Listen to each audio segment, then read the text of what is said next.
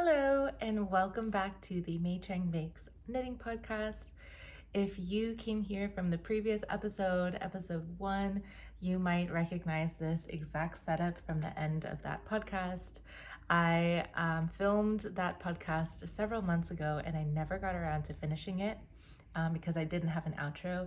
So I finally got around to doing that and I finally posted it. So if you're interested in seeing some of the first projects that I ever finished, please go and check out that video. So this is going to be an update of some of the projects I've been working on for the past few months.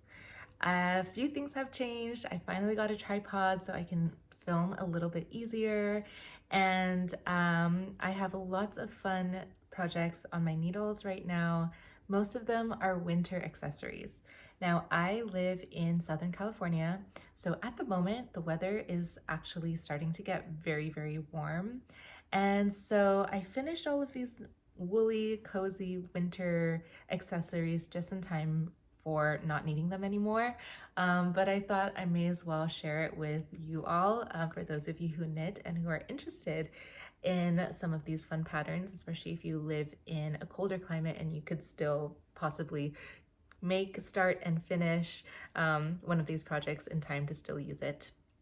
But in any case, I do it for the craft and I'm excited to wear all of these things next year. But let's look at my finished objects from the winter of 2024-2025. So this past winter, I was really hyper fixated on a specific color scheme. And one of the colors that really grabbed my attention was reds and purple, like rich burgundy reds. And the first project that I actually worked on in this color palette was a gift knit for my granddad. I don't have the finished project here to show you guys, unfortunately, because I did already give it to him. And he wore it pretty much every day since I gave it to him, which was really cute. So I'll show you some pictures. It is the Snowy Side Cap by Wool&Beyond, and it was such a fun knit. This is the yarn that I used for that gift knit. This is called Brooklyn Tweed Shelter. It's a beautiful worsted weight yarn, and it's in this amazing red color with some brown and some purple all mixed in there. It's an extremely soft yarn, but it is definitely the most rustic yarn that I've used so far. And when I was in the middle of making that hat, I realized that one skein was not going to be enough to finish the whole hat.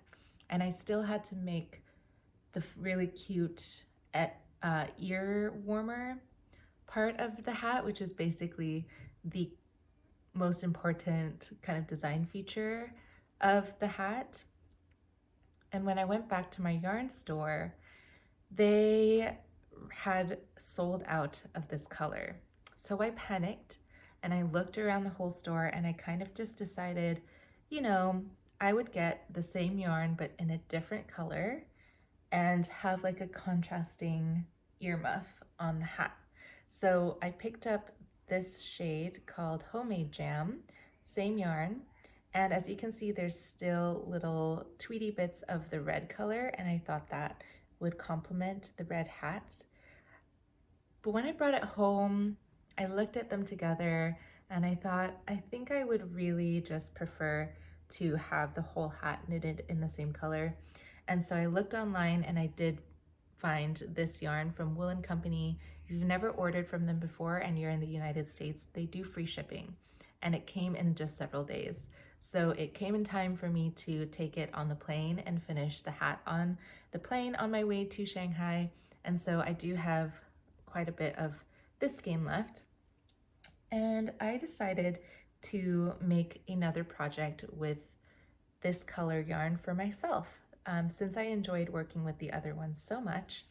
And I decided that I really wanted a pair of fingerless mittens.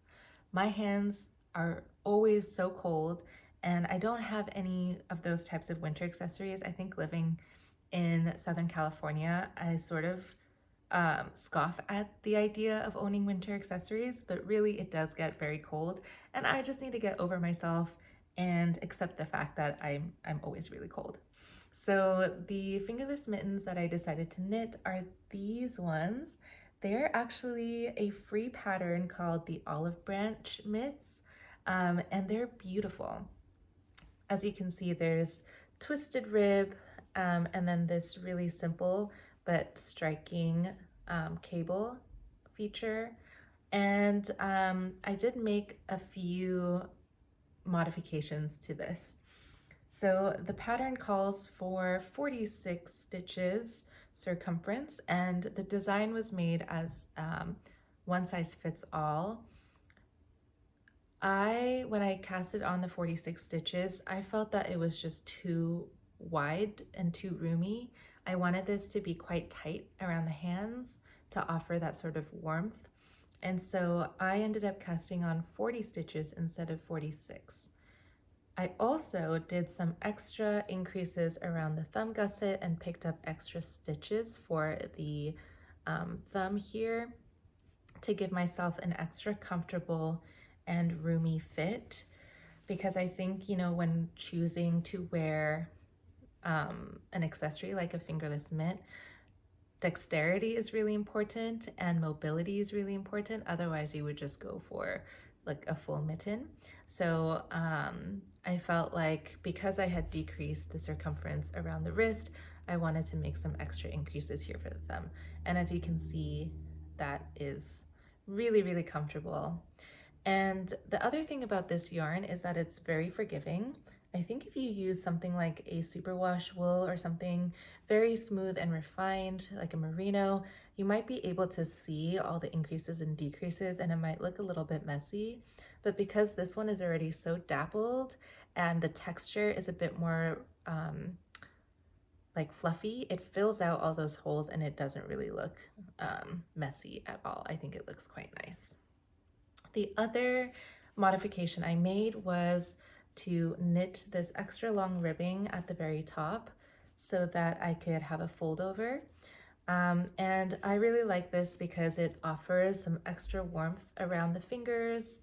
I think that really does make a difference in the tips of your fingers not getting cold so quickly and easily.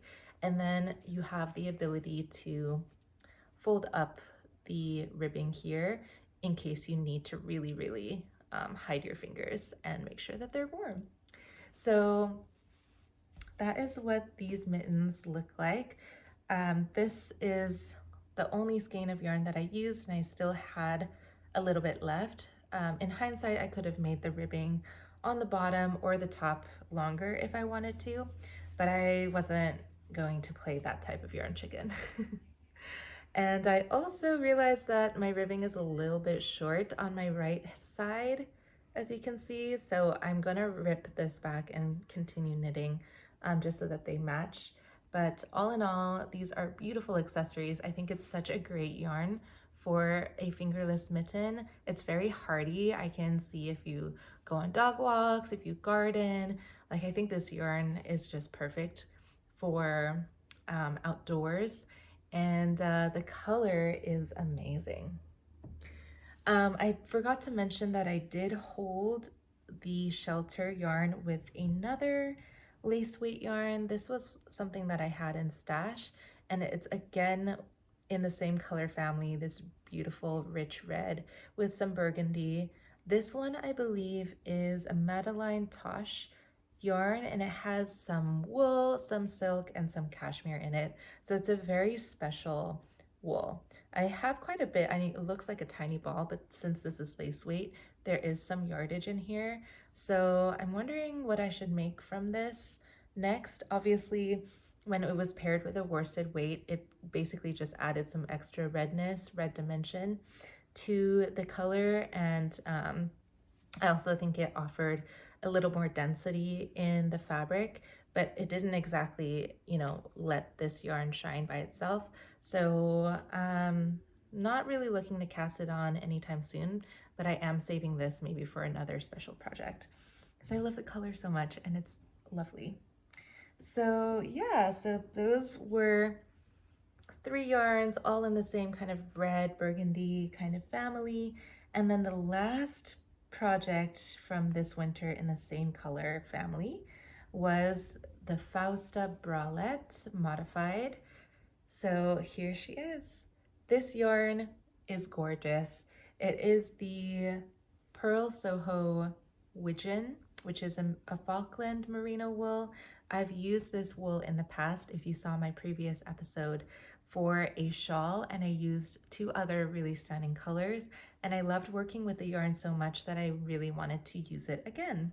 So this time I used the color called Ripe Plum, and this is such a unique shade of burgundy. I'm kind of a nerd when it comes to colors, but what I find really special about this is for such a deep, rich wine color, it has a lot of warmth that still shines through, even though the overtone of the color is definitely cool, like it's a purple first. But as you can see, it has like this glowy effect to it with like the warmth that just radiates underneath. And I'm a warm toned girl, so I was just really attracted to this color. I thought it was really special and it looked very like expensive, I guess.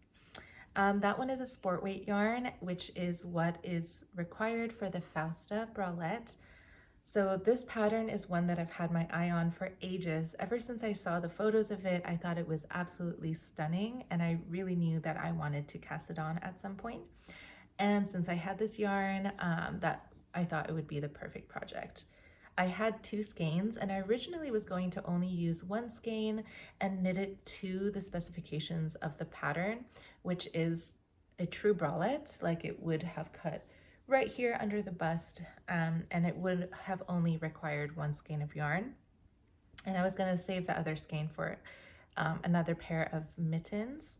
But as I was knitting this, and I knitted this many, many times, one thing that I've realized is I'm very comfortable with ripping back and starting over, and I've done that with many of my projects. So I knitted this, I think 4 different times, and I ripped back. So the first time I made some modifications to the number of stitches that are cast on. This is a bottom up project, by the way. So you cast on at the bottom, you knit a certain amount, however long you want the garment to be, and then you start the bust gusset. So the first couple of times I made it into a bralette, but then when I tried it on, I decided that it just wasn't practical for me as a bralette. I really don't like cropped items anymore. I used to wear some of that several years ago when I was in college and things like that. I did really enjoy cropped garments, but these days I just don't want any air hitting my stomach. Like, I'm a sensitive gut kind of girl, and I just don't want to be cold right here. I don't want to be exposed. So, and I didn't want to wear it just as a bralette because it's so gorgeous, you know, like I wanted it to be the outer layer. So I opted to make it a tank top, and that's a very simple modification. All you have to do is knit longer before you start the increases or the bust gusset. And the measurements that are included in the pattern, so this is also sort of like a customizable pattern that's based off of your underbust measurement and then your bust measurement. So the number of stitches that was recommended to cast on from my measurements ended up being a little bit too loose. Like, I think it would have been the perfect number of stitches to have 0 positive ease, but I wanted negative positive ease so that it would really cinch in and feel secure. And with ribbing, it's extremely stretchy, so you can see that here. So I decreased the number of stitches around, and I'm very glad with that decision. It doesn't feel tight at all, and I think it just holds its shape a little bit better. And then I also made adjustments to the number of stitches put on hold for the bust gusset. And I also changed the number of stitches that I used on the sleeve here. So originally it would just be these 2 ribbing, like the strap was thinner, and I wanted it to be thicker to offer more support. And so it did take quite a bit of trial and error to get to this point, but I'm really, really happy that I went through all of that and I did decide to go back and redo and make the changes that I needed for this to be the perfect fit for me. So it is a really clever design. I think that the bust gusset here is gorgeous. Like, it just makes an incredibly beautiful shape when it's on the body. When I'm holding it like this, it is a little funny looking. But yeah, I think it is really, really clever. And I love that it is customizable to different under bust measurements and different bust measurements. I would say just be careful. The cup size that you base your number of stitches on is not the same as like the commercial cup sizes. So even though they use A, B, C, D, the letters, just like bras do, it's not the same as your cup size. So even though I am an A cup, I use the B measurement for the gusset. So just double check your measurements and things like that. But I am so pleased with this I don't know why I'm holding it so weird. I'm really pleased with the final garment, and it really shines when it's on the body. I think it's extremely versatile and easy to wear, easy to style, and yeah, she's so nice. The thing about wool tank tops is I think they're actually so much more wearable than people give them credit for. They offer a lot of warmth without being extremely sweaty, and there are a lot of temperatures in which you do want to layer, but you don't want to be stuck wearing like a full wool like garment for the whole day. And so having something that you can layer underneath jackets and cardigans, over turtlenecks, things like that, is just so useful and very practical. So if you have been avoiding knitting tank tops, I highly recommend this one, and I think it's a good idea. I think it's something that you should consider depending on your climate and the types of outfits that you like to wear. So that is the Fausta bralette, and that one is massive success. I love it so much. Hi, popping in here. This is editing Cara, and as I was looking at the footage from the alpaca farm, which you're gonna see next, I noticed I was wearing something in the pictures which I forgot to mention in my finished objects, which I can't believe because it's the finished object that I have worn the most without question, and that is my Sophie scarf. So for those of you who are just getting into the knitting world, I am sure you have seen the Sophie scarf recommended a billion times for new knitters. And this was actually one of the projects that I saw and sort of was like, not for me, until I found a ball of this yarn at my local yarn shop.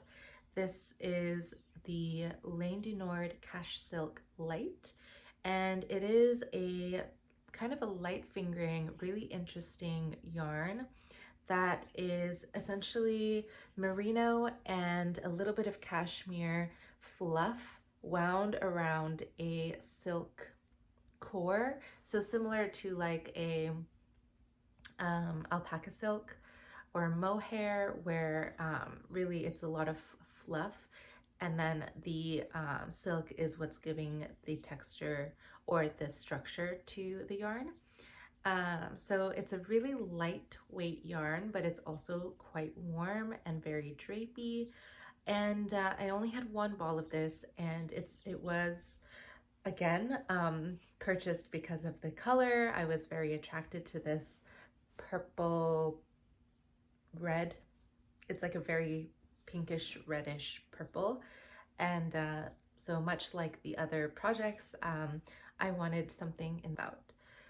And in terms of pattern, very simple, not much to write home about. It is a very easy knitting technique where you do increases and decreases, and then the I-cord edge is knitted along with the rest of the stitches. So yeah, well written. I don't have a final judgment on Petiteknit because I mean there's not much to say about a pattern like this. However, the finished object is so nice and I wear it very often. I will say though, this was not as easy of a project as I was expecting it to be because of the way this yarn is kind of hard to see the stitches on it. And then also you're making your increases and decreases every 8 rows. And so you have to keep track and count. And I found it very difficult to count my rows because everything was starting to blend in and look the same. And it was really hard to see where my increases or decreases were. Now, I could have probably mitigated that by using a stitch marker so that I can mark each time I made an increase or a decrease, but I didn't bring one with me.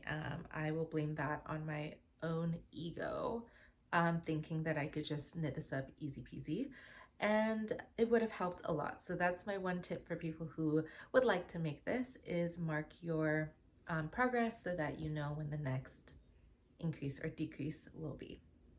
Because of that, you can see that one of my tails is longer than the other. If I were to fold it right where the point of the triangle is, I have about an inch difference. But when it's worn, you can't really tell. And again, when you tie, I find that every time you tie something in a knot, you end up having a longer end anyway, so this almost helps to even that out. But it is so easy to style and very comfortable to wear. I highly recommend this yarn if you are wanting to make a Sophie scarf. Obviously you can make the scarf with almost any yarn you have, scrap yarn, random single skeins that you own, fingering weight, lace weight, fluffy. But this I almost felt like was the perfect balance of warm and fluffy and soft, but also quite light and very drapey because of the silk content and the way it was spun. And then obviously the color as well. I find it's just really fun to style with almost any outfit. As you can see, I'm wearing a blue top today, but I feel like this looks good with my blue top. You can tie it in the front, you can make it tighter or looser. I also quite like the way it looks when you tie it in the back like this. Has like a bandana type of feel to it. I think that's really chic as well. And it's not overwhelming, so it provides a little bit of warmth where you need it without being very bulky. So I would recommend this project. I recommend the pattern. If you're an experienced knitter, you might not even need to follow a pattern. You're basically making a triangle with increases and decreases and doing I-cord in a garter stitch. So if you already have that knowledge, I'd say skip the pattern. But if you are starting out and you want a project that you will both be able to knit and learn some new techniques, but as well as have a finished object that is very wearable and that you can make a lot of use out of, I actually think this is a great pattern to do that with. So yeah, very pleased with my Sophie scarf. Back to the video. All right, so time for the alpacas. So I discovered a alpaca farm that is not far from where I live. It's up into the mountains about an hour, and I went 2 different times, once with my friends and then once with Chris. And the first time I was just really excited to see the alpacas. You get to feed them. There's a whole flock, I don't know what the term is, but they had all of these animals that you could feed, and they were really, really sweet. I've never really seen alpacas before, but they're cute. Like they look like a cross between a bunny and a camel. And they kind of act like that too, like the personality of a camel and a bunny crossed. So they're funny and entertaining and super, super cute. And the second time that I went back, I really wanted to check out the yarn store and pick up some of the yarns that were created by those animals. They sell all sorts of fun alpaca yarns, some of them from neighboring farms, some of them commercial alpaca yarns, and then some of them from the actual flock itself. So I wanted to purchase a yarn from the alpacas that I met. And I ended up with 3 different yarns. I bought 2 mini skeins, one in a white color and one in a brown color. And then Chris also treated me to this amazing jumbo skein, which was made up of the card discards from the entire year's worth of spins. And so it had a mixture of all of the different alpaca fleeces in it. And so I actually knitted all of that yarn up. I've used up every single scrap of this alpaca yarn because it is just so special to me.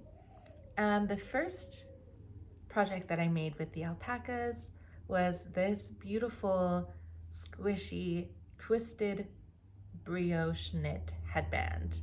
This is also a free pattern. I love free patterns, especially for little accessories like this. It doesn't seem worth it to purchase a pattern. But this one is so nice. It features all over brioche with 2 colors. That's how the pattern is written. Obviously, you could also just use a single color if you want. But with the 2 colors, it creates this fun stripe detail. And then it has a big twist or cable in the middle here. And this one is knitted with 1 strand of the brown alpaca, which was a thicker weight. It was about a worsted weight yarn. And the white yarn was actually a little bit thinner. I would say it was a DK or sport weight yarn. So to make up for that, I did hold the white yarn with a lace weight or fingering weight alpaca from Lamana. I think it was called Lamana Kuzi. I just got that from a local yarn shop. And that's why you have like a lot more of the fluffy white halo versus the brown is definitely just soft alpaca. This these yarns were really the squishiest and softest yarns I've ever worked with. I love them so much, and I'm already planning to go back to that farm and purchase more yarns later this year. So you work with the 2 colors in brioche. The pattern has you do just a seam, like seam them together, but I opted to do a, what is this called? Provisional cast on, and then do like an invisible grafting technique, which I found a video for on YouTube. So if you're wondering how to do that, I will link that video below. And I think that looks very clean. You can almost, yeah, it's almost undetectable where the seam is, but you work from the middle of the back, then you do the cable, and you can, I think I have a few stitches less than what is written in pattern because it is a thicker yarn. I didn't want it to be too wide where it wouldn't be wearable, so I believe I removed like 4 stitches or something like that. But yeah, you can as long as it's an even number, you can cast on as little or as many stitches as you want, and basically half of those stitches get crossed over the other half. And here it is. So it's very cozy, very warm. It's a perfect little winter accessory, and this little detail is just extremely cute. So I love this, and I will likely make more of these headbands for friends, just because like it's adorable. Look at that, so cute.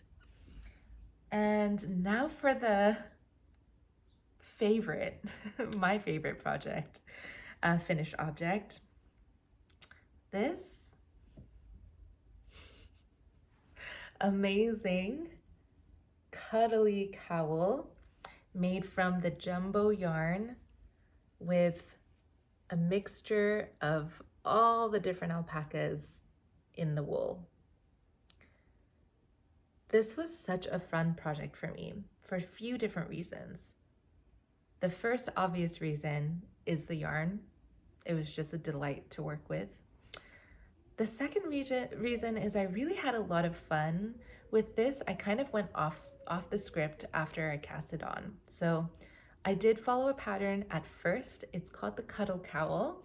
I will put it here. It's a garter stitch cowl, and it gave me the basic shape that I wanted to go for, which was sort of like thinner in the back and then comes to a point in the front. And after I cast on, I ripped back a few different times because I didn't like the way that the stitch pattern was turning out. So I first tried the garter stitch, which was what's written in pattern, and I decided that it looked a little bit too clumpy and it looked like a curly beard. So this is actually, I've affectionately named this my wizard's beard or Hagrid's beard because of the color and the shape and everything. You know, you get the idea, right? Like, that's a beard, which is so much fun. But the first time that I thought of the name Wizard's Beard was because of the garter stitch, and it just was a little bit too much like an actual curly beard. So I ripped that back. I tried stockinette, also did not like stockinette. So I landed on this stitch pattern, which is basically like a rib pattern that is broken up. So every 4 rows, I switched all the purl to a knit and all the knits to a purl, and it creates this really fun, bubbly texture. I wanted it still to have like that fun textured look, but I just didn't like the garter stitch. And the other thing that this broken type of rib helped is with the structure of the cowl. It helps to sort of like keep some of the vertical structure a little bit more, at least in my opinion, it did that. And so the other reason why this was such a fun project for me is this is the project that I learned how to knit continental. I am very interested in doing some more color work this year. I have one color work project goal that I would like to create this year, and I wanted to make it easier on myself. And the technique that I want to use for color work is holding one strand, fingering in the other hand continental. And I've always been an English knitter. That's what I'm comfortable with. I'm very fast with it. Get very even stitches from English knitting. And I had to learn from scratch how to do continental. It was really hard. It was very awkward in the beginning, but this was just the perfect pattern to do it with. It was a perfect size using the chunky needles and the chunky yarn. It really helped me to get used to continental knitting, and I got to practice both knitting and purling with it. And then I also did like a little baby color work as well. I added a Latvian braid and then also an Estonian braid up here. And I used the very last scraps of the yarn from my headband in order to do that. And the result is so pretty. It kind of has like, kind of has like a necklace effect to it. Messed up my hair. Wear them together. It's a perfect little set. So yeah, it has like a little necklace effect. I love the decorative braids right here around the face. I think it's really pretty. And then also it helps it from actually looking like a real beard, I think, at least. So these are both of my cozy, beautiful, natural alpaca accessories for the winter time. I have been able to wear these a few times since finishing them. It's probably going to be a little bit too warm now to wear them, but I love them so much. They are maybe my favorite things that I've ever knitted. to this point. So that's saying a lot because I had a lot of really beautiful projects in my opinion so far. So that is it for all of my cozy winter accessories. Okay, so now it's time to talk about whips. And first, I'm gonna go over the whips that I'm tabling and sort of gonna put to the side for now.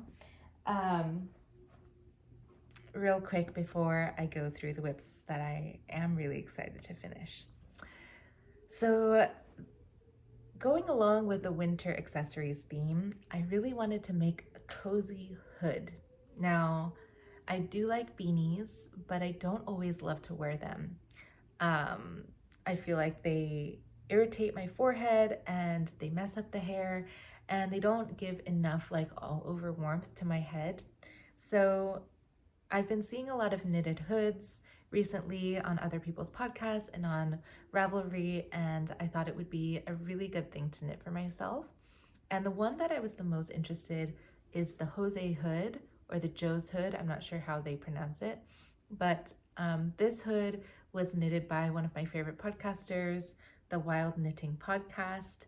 And I thought it looked so cozy and cute. And I had a yarn in stash that I thought would be perfect for it. And it was the Woolstock worsted weight yarn from Blue Sky Fibers in the color, I think it's Wild Thyme. And it's this gorgeous forest green. Greens are my favorite color. I think I look really good in greens, especially this type of warm, like foresty green. So I had 4 skeins of this already. Each skein comes with 123 yards and it's 50 grams worsted weight yarn. This is extremely soft and squishy yarn. And for like a Highland wool, you know, it's not merino, it's like a woolly wool, but it's very, very soft. And so I thought when I'm wearing it around my neck and around my face, that this would be the perfect yarn to use for a hood. So the thing about the Joe's hood or the Jose hood is that it is actually massive. It's a lot of yarn. And even with 4 skeins, it wasn't going to be enough to complete this hood, which I ended up ordering from Wool & Company another 150 grams just because I thought it was like a good deal and I would use the remainder of this wool for other fun projects. I'm just going to drape this over and wear it for now. So cute. So yeah, this pattern actually requires a lot of yarn. One, it's in garter stitch, so it eats up a little bit more yarn and it doesn't grow in length as much. And then also because it is a full-on hood and it wraps all around, it has to wrap around your neck twice and then tie in the front. You are knitting a lot of fabric for this project. And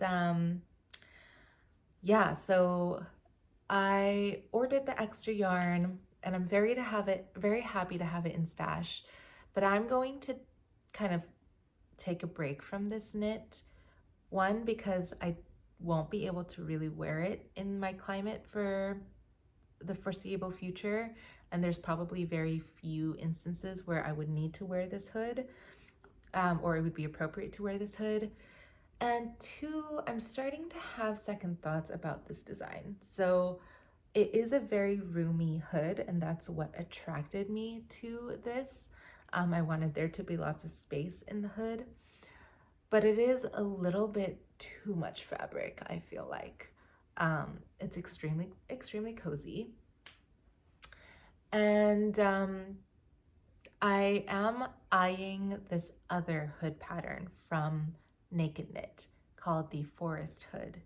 And that one is like has a yoke around the shoulders and the chest, and then it has a hood that comes up like that.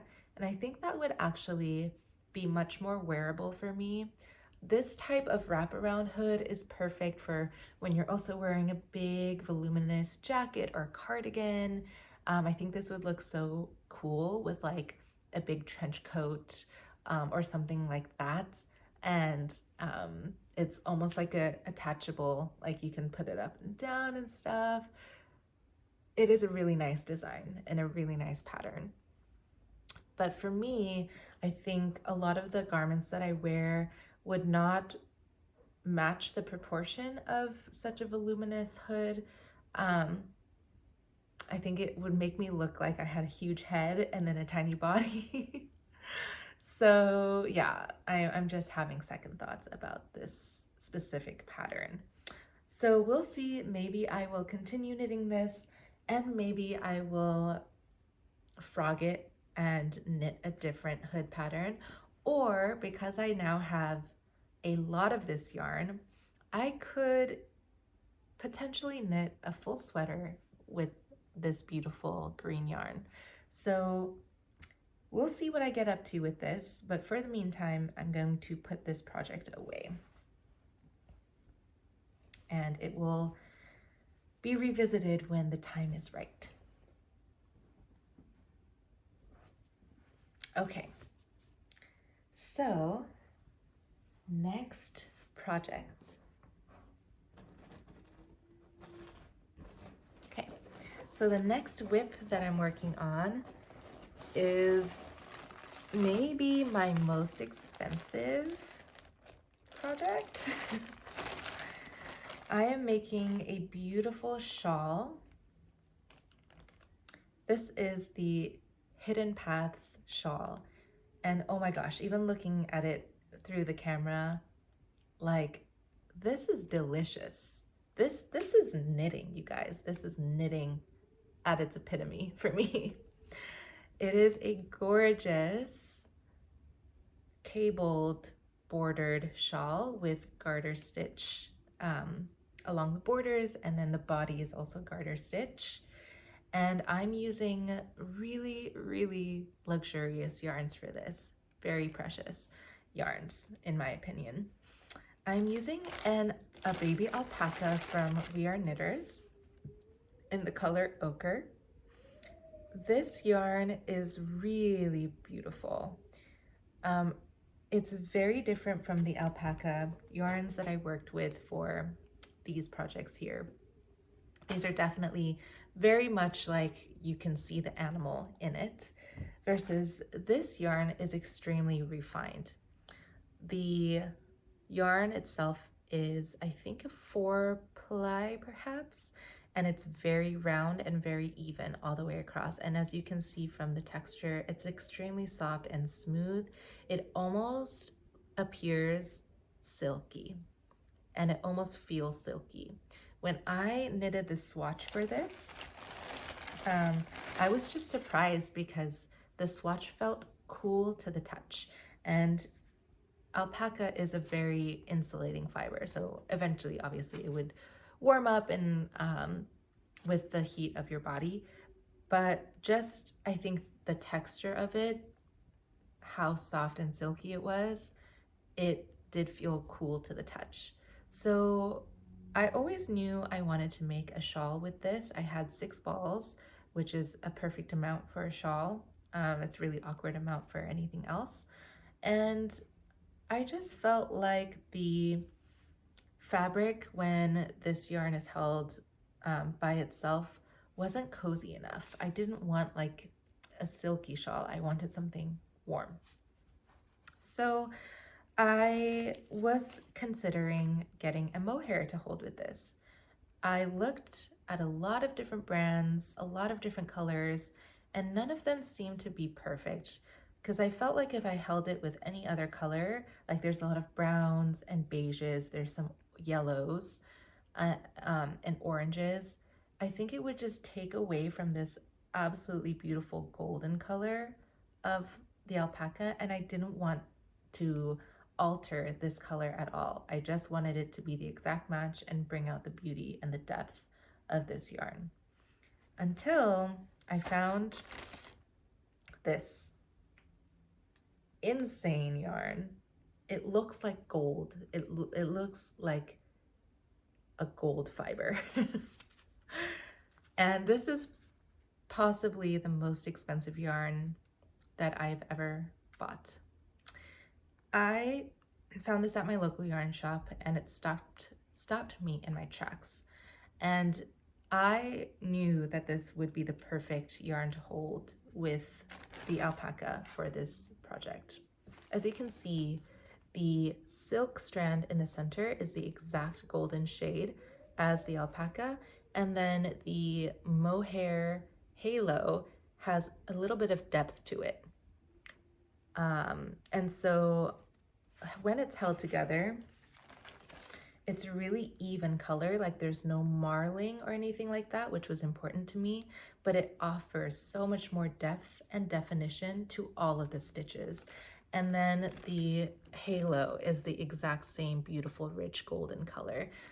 It doesn't look gray or anything like that. So I don't regret my purchase, although it did hurt the wallet to purchase 2 of these for a shawl. Like, it's not even a sweater, you know? Each of these were $35.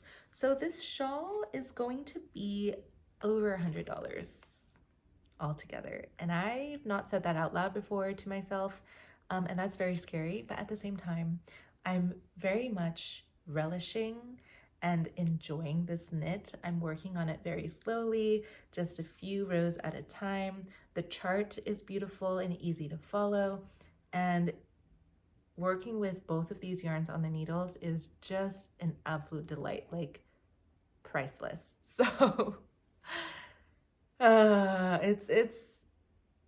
it's just one of those things. And I'm all for, you know, being smart financially. But every once in a while, if you have a special yarn that you really want and you can afford it, I don't think it's a bad idea. I think that you can get a lot of enjoyment out of this. And I just know that the final shawl is going to be incredible to wear. Yes, and I think with mohairs especially, I have sensitive skin. You can really feel the difference between a, you know, different quality mohair. And because this is such high quality, it's extremely soft to the skin, like adjacent to cashmere. So I think it is worth it. I do have some drops mohair and I have some knitting for olive mohair that I've used in the past. Both of them are totally fine, but I do notice a significant difference with this one. And I have not mentioned, but this is Madeline Tosh. It is the Tosh Silk Cloud in the color Glazed Pecan, which is just the perfect name for this beautiful color. So this will be a long-term whip for me. I don't plan on finishing this anytime soon. I will keep working on it in little bite-sized pieces whenever I need that dopamine hit, and hopefully by the time I'm finished, I'll be wearing it in the winter and the fall of this year. So other than winter accessories, I've noticed that I'm really, really attracted to cables this year. I have my cabled gloves, I have my cabled shawl, and then I also started my first cabled cardigan. So here we have the Borong cardigan, and this is by a Korean knitter. I'll put the name in the description. I don't want to mispronounce it, but this is an all over cabled cardigan, and it has different panels of a few different types of cables, and all of them are very easy and simple cables. So I've finished working on the back yoke with the short rows, and I've picked up stitches on the right front, and I really have been enjoying this as well. So the yarn I'm using is another Purl Soho yarn I bought a long time ago. I bought all of these skeins on mega clearance. I think they were all 60% off. And this is the Plenty yarn, which is an Aran weight merino wool. It's super plush, so squishy and amazing. So I have in total, I think 8, maybe 9 skeins of this, 8 skeins, but it's pretty much just enough yarn to knit the smallest size of the cardigan. And my gauge is slightly larger than what is written in pattern. So even though I should be knitting the size up according to my measurements, I only need to knit the smallest size because my gauge is larger anyways. So what else to say about this? It's just so fun to work on. The yarn just works off the needles like a dream, and all of these cables are really engaging and really fun to work on. And it's like your classic knitted thing. It's something that I imagine people would stop me and say, did you knit that? Because yeah, classic knitted cardigan, and you just can't beat it. It's perfect. I just finished my first ball of yarn, so one ball or one skein kind of gave me this much fabric. One thing I'm really excited about for this project is picking out the buttons and putting the buttons on. I think that's always such a fun thing to do with cardigans, and I really would love to knit more cardigans this year. So that is everything, you guys. Thank you so much if you're still here and you stuck around. Thank you for listening. Thank you for being here. I would love to know what projects are really inspiring you this season. If you have certain colors that you're really gravitating towards in your knitting, or certain design features that's really inspiring you to knit. For me, it was the color Burgundy and then cabling.